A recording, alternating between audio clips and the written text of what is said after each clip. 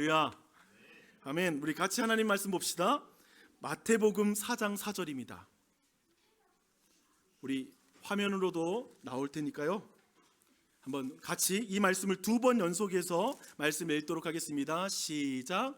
예수께서 대답하여 이르시되 사람이 떡으로만 살 것이 아니요 하나님의 입으로부터 나오는 모든 말씀으로 살 것이라 하였느니라 하시니, 예수께서 대답하여 이르시되 기록되었으되 사람이 떡으로만 살 것이 아니요 하나님의 입으로부터 나오는 모든 말씀으로 살 것이라 하였느니라 하시니.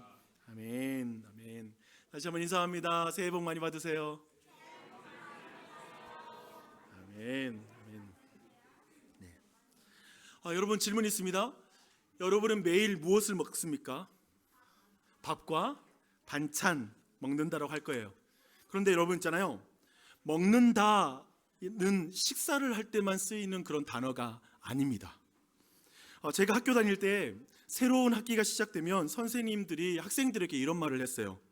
올해 제가 가르치는 모든 것을 잘 받아 먹어라 라고 이렇게 말했습니다. 여기에서 먹으라는 말은 뭐냐면, 학생들에게 스펀지처럼 내가 가르치는 것을 수용해서 열심히 배워라 라는 의미를 먹어라 라는 이런 말로 말하는 것이죠. 한편에 소유하다라는 의미로 먹는 것을 사용하기도 합니다. 여러분, 이런 말이 있어요. 그 많은 돈을 혼자서 다 먹었어, 꿀꺽 삼켰어 라는 말을 하기도 합니다. 혼자 모든 것을 독차지할 때 먹는다라는 이런 표현을 사용하는 것이죠. 또 한편에 반대로 소비하다라는 것에 이 먹는다라는 표현을 쓰기도 합니다. 이런 말이 있어요. 어이구, 너는 벌지는 않고 먹기만 하냐? 라는 이런 말을 해요. 벌지는 않고 먹기만 해? 이 말은 뭐냐면, 너는 소비만 하고 낭비만 하고 사니? 라는 이런 말입니다. 이 먹는다라는 이 단어와 또 비슷하게 씹는다라는 이런 표현이 또 하나 있습니다. 이런 표현이 있어요. 너는 내 말을 씹니? 읽고 씹어? 라는 이런 일씹, 이렇게 듣고 씹는 거, 이런 말을 해요. 내 말을 전혀 듣지 않고 무시할 때 이것을 또 씹는다라는 말이죠. 여러분, 오늘 저녁에 목사님 말씀을 씹지 마세요. 예, 잘 들어야 돼요. 잘 말씀을 받아 먹어야 됩니다.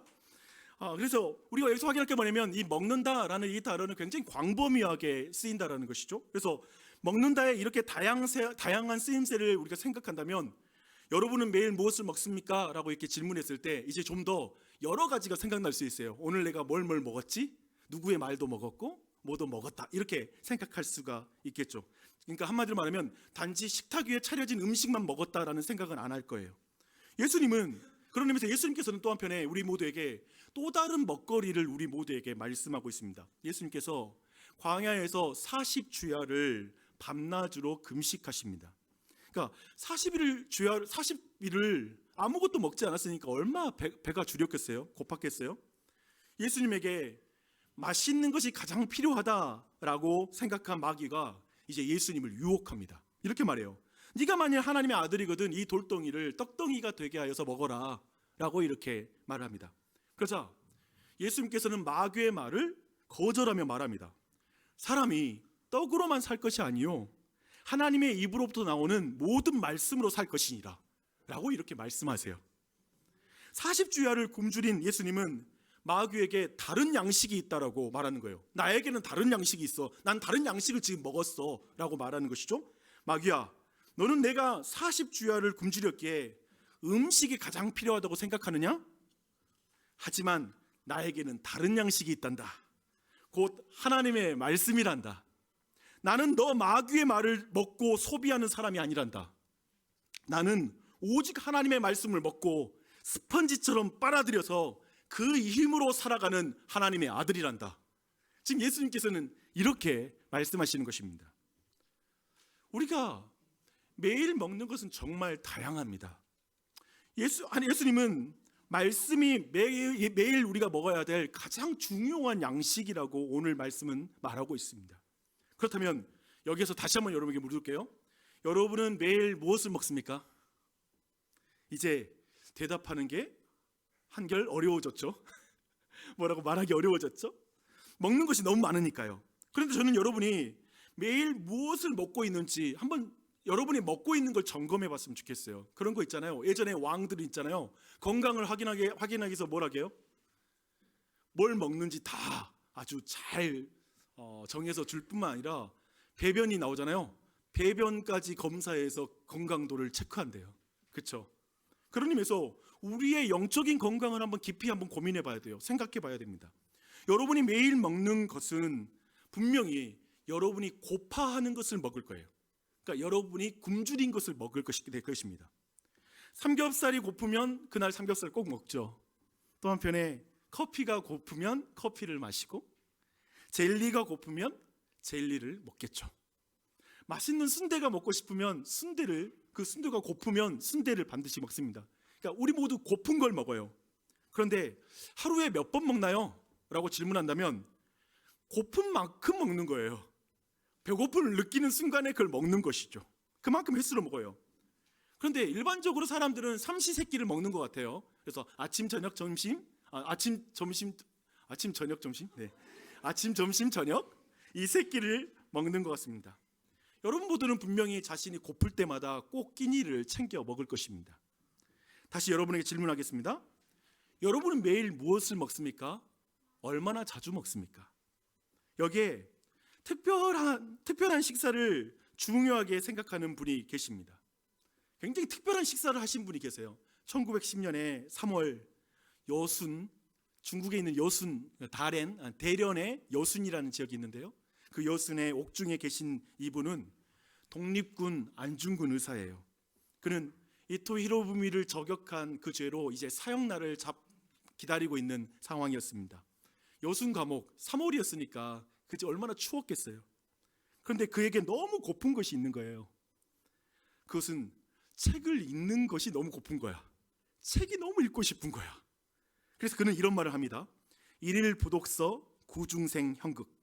하루라도 책을 읽지 않으면 입에서 가시가 돋는다. 여러분 어때요? 이건 많은 사람들이 이해하기 힘든 굶주림이죠. 그렇죠? 아니 감옥에서 책 읽는 게 그렇게 고플 필요가 있나? 다른 걸 예. 역시 우리 백지훈이 역시 훌륭하게 될 거야. 맞아요. 이게 되게 이상한 식성같이 느껴져요. 거기서 굳이 책이 그렇게 고플까 싶어요. 이제는 이해가 되시죠? 사람은 자신이 고픈 걸 먹어요. 감옥에 들어가서도 아무리 열악해도 그 상황에서 자기가 고픈 걸 너무 먹고 싶은 거예요. 그렇다면 모든 그리스도인들은 이제 이 질문 앞에 여러분 서셔야 됩니다. 여러분은 예수님이 40주야를 굶주린 상황에서도 끝까지 먹었던 그 하나님의 말씀을 먹고 계십니까? 이번 주는 몇 번 드셨어요? 그 말씀을 얼마나 간절히 먹고 계십니까? 이 말씀 앞에 서야 돼요. 여러분 다시 한번 이 말씀 앞에 서야 돼요. 일주일 내내 여러분이 하나님의 말씀을 한 번도 안 먹었는데도 전혀 배고픈 게 안 느껴진다라면 한번 고민해 봐야죠. 내가 정말 그리스도인인가? 아니면 내가 심각한 영적 질병에 걸린 것 아닌가? 예전에는 내가 정말 자주 하나님의 말씀이 고파서 먹었는데 맞아, 최근에는 내가 하나님의 말씀 계속 미루다가 잠들기 전에 잠깐 보다가 잠드는 그렇게 본 것 같아. 뭔가 간절하게 읽지도 않고 있고 하나님의 말씀 앞에 서지 않는 것 같아 라고 느끼는 분들이 계실 수 있습니다. 말씀을 읽지 않을 때 여러분 배고픔을 느끼는 것 자체에 이게 굉장히 영적으로 건강한 증거입니다. 만약 여러분이 오늘 안중근 의사가 하루라도 책을 읽지 않으면 입에서 가시가 돋는다고 느낄 정도로 내가 오늘 말씀 안 읽으니까 너무 불편해, 너무 배고파, 너무 허기져, 또 어떤 것으로도 안 채워지네 라고 만약 여러분이 느낀다면 여러분이 영적으로 굉장히 건강한 거예요. 그래서 예수님은 이렇게 말씀하셨습니다. 의에 줄이고 목마른 자는 복이 있나니 그들이 배부를 것이다 라고 말합니다. 이 말은 이런 말이에요. 스스로 자신이 죄인임을 인정하는 사람은 죄가 다 제거되고 하나님의 의, 곧 하나님과 온전한 관계 안에 들어가는 것을 갈망하게 됩니다. 그렇게 하나님께 구원을 요청하는 사람은 자신의 죄를 깨끗하게 씻어주시는 예수님의 살과 피를 먹고 그 마음이 배부르게 될 것입니다. 배고픔을 느껴야 예수님의 살과 피를 찾는 것이죠. 우리가 배고파야 음식을 찾듯이 동일한 것이죠. 무슨 말입니까? 말씀에 줄인 자가 말씀 찾습니다. 목마른 자가 마실 물을 찾듯이 말씀에 목말라야지 말씀을 찾게 되는 것입니다. 문제가 근데 있어요. 문제가 뭐냐면 우리가 말씀에 고프고 목마른 것 같지 않다라는 것을 느낄 수 있다는 것입니다. 이 자리에 그런 분이 계실 수 있어요. 왜냐하면 제가 볼 땐 우리 모두가 뭔가 다른 것에 배부르기 때문에 그렇습니다. 그래서 좀 질문을 좀 바꿔야 돼요. 여기에서 무슨 질문을 바꿔냐면 여러분은 무엇으로 배부릅니까? 라는 질문이죠. 요즘 여러분은 무엇으로 배부릅니까? 이스라엘은 있잖아요, 가난해서 배고파서 멸망한 적이 없어요. 그 나라가 멸망한 적이 없어요. 도리어 이스라엘은 잘 먹고 잘 살 때 먹을 것이 많을 때 망해버렸어요. 그게 이스라엘이에요. 그래서 호세아서를 보면 이런 말씀이 있어요. 그들이 먹여준 대로 배가 불렀고 배가 부르니 그들의 마음이 교만하여 이로 말미암아 나를 잊었느니라. 그러니까 하나님의 백성들은 늘 배가 부르면, 등 따시고 배부르면 하나님을 잊어버리는 거예요. 저는 어렸을 때 밤에 되면 이제 저녁 식사 때 돼서 군것질을 꼭 하잖아요. 너무 먹고 싶어서. 그러면 어머니에게 혼났습니다. 건강에도 좋지 않은 거 다른 걸로 배부리지 말고 이따 그러면 밥 못 먹는다, 아주 중요한 끼니 못 먹는다라는 것으로 되게 혼 많이 났어요. 근데 몰래 먹었죠. 그냥 단 게 땡기니까. 단 거 먹으면 이따 밥 못 먹는다 그래도 그냥 먹었어요. 이제 부모가 되니까 부모님의 그 말씀이 무슨 뜻인지 우리는 조금 더 이해가 돼요. 우리 자녀들한테 그런 말 하고 있잖아요. 정크푸드, 값싸고 건강에 좋지 않은 것으로 아이의 배가 채워지면 우리 사랑하는 아이가 건강한 거 못 먹어서 제대로 자랄 수 없다는 걸 잘 알잖아요. 그런 의미에서 여러분의 마음은 무엇으로 배부른지를 점검해야 됩니다. 우리가 말씀에 대해서 배고프지 않은 이유는 다른 것으로 배부르기 때문에 그렇습니다. 우리 자녀의 마음을 무엇이 채우고 있는지를 보셔야 돼요. 우리 아이들의 영혼을 무엇이 채우고 있는지를 주목하셔야 돼요. 2025년 삼시세끼를 걱정하는 여러분, 뭘 먹을까, 뭘 마실까, 좀 더 좋은 거 먹고 마시기를 원하는 여러분, 가장 먼저 여러분이 뭐에 줄인지를 한번 보십시오. 뭐에 배부르고 있는지를 다시 한번 점검하십시오. 여러분이 진짜 갈망하는 양식이 무엇인지를 다시 한번 점검하셔야 됩니다. 돌아보셔야 됩니다. 여러분이 원하는 양식이 뭔지, 우리 가족에게 어떤 양식이 진짜 필요한지, 우리 아이들에게 진짜 필요한 그 요소가 있는, 진짜 이 아이를 살려주는 그 양식이 뭔지를 고민해 봐야 됩니다. 그래서 예수님은 사역을 시작하면서 극단적인 금식을 통해서 자신이 무엇으로 사는지를 딱 확인하는 거예요. 우리에게 마치 보여준 거예요. 제가 보는 2025년에 무엇으로 시작할까? 내가 무엇으로 사는지, 나와 우리 가정이 무엇으로 사는지 좀 극단적으로라도 육체의 줄임으로 주님의 말씀이 진정한 양식이라는 걸 확인하는 이런 방식이 우리에게 필요할 수 있을 것 같아요. 저는 사실 금식 제일 싫어하고요, 금식의 유용성에 대해서 난 이해를 못했는데 이번에 설교를 준비하면서 갑자기 금식 좀 할까 싶었어요. 실천할지는 모르겠지만, 근데 무슨 생각이 들었냐면 예수님께서 공적인 사역을 시작하실 때 이걸 확인하는 거예요. 예를 들면 우리가 한 해를 시작할 때 내 육체가 굶주림으로 내가 진짜 무엇으로 사는지 그때에 확인되는 거예요. 배가 땄으면 진짜 필요한 걸 갈망하지 않다는 거예요. 우리는 금식을 통해서 진정으로 내 양식이 무엇인지를 확인할 수가 있다는 것이죠. 저는 오늘 말씀 나누면서 이제 두 가지를 여러분과 함께 나누고 그런 의미에서 적용하고 기도를 했으면 좋겠습니다. 먼저 우리 안에 다른 것으로 배부른 것을 좀 비워내는 것을 생각해 봤으면 좋겠습니다. 그리고 오늘 이 저녁이 좀 기도였으면 좋겠어요. 연초가 되면 많은 사람들이 다이어트를 계획해요. 그렇지 않으세요? 저 지금 의욕이 불타오르고 있습니다. 여러분 제 몸을 보시면 알겠지만 제가 요즘 유튜브 할 때마다 결국 내 알고리즘에 따라서 이제 광고도 뜨잖아요. 그 나오는 다이어트 광고 약이 하나 있어요. 제가 거의 구입 직전까지 지금 와 있습니다. 그것은 이소비텍신 다이어트, 와사비 추출물로 만든 한 알이면 지방을 분변으로 배설한다고 합니다. 한 알이면 내가 그냥 계속 먹는 것보다 더 많이 배설을 한대요, 그날. 그래서 다 지방으로 빠져나가서 순식간에 운동도 안 하고 순이 많이 빠진대. 사람이 절박하니까 이 광고에 막 내가 빠져들고 있어요. 제가 지금 광고에서 하는 그 말씀을 듣고 내가 먹기 직전이에요. 그래서 살까 말까, 지금 그 말씀을 먹을까 말까 이렇게 생각하고 있어요. 내 안에 비워내고 싶은 지방이 가득하다고 느끼기 때문에 그렇습니다. 좋은 방법은 아닌 것 같은데 제 마음을 시원하게 해주는 광고인 것 같아요. 그렇죠?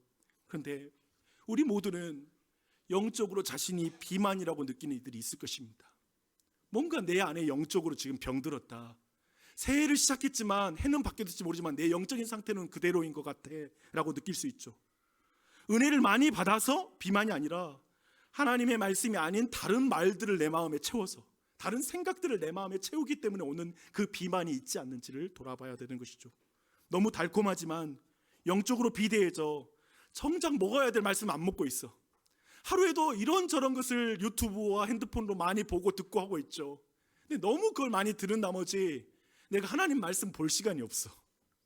사실은 하나님 말씀을 볼 시간이 없는 게 아니라 너무 다른 걸 많이 보고 듣고 있는 것이죠. 그렇다면 우리 안에 결단이 필요하지 않을까요? 좀 우리 안에 그걸 결단하고 주님께 내 영적인 지방과 내 안에 있는 이 독소들을 좀 빼게 해 주시옵소서. 제가 구례 쪽에 있는 되게 이 몸의 그 재생의학이라고 해야 되나? 근데 거기에 서울에서도 내려오더라고요. 아주 우리 교단 교회의 장로님이 거기 의사신데 전국에서 그곳에 오더라고요. 그 산골까지 찾아와서 정기적으로 2주마다 가야 돼요. 기본적으로 기간이 한 3개월, 4개월 걸려요. 그런데도 찾아가더라고요. 독소를 빼는 거. 생각해보면 우리 모두는 우리 안에 영적인 독소가 분명히 있어요.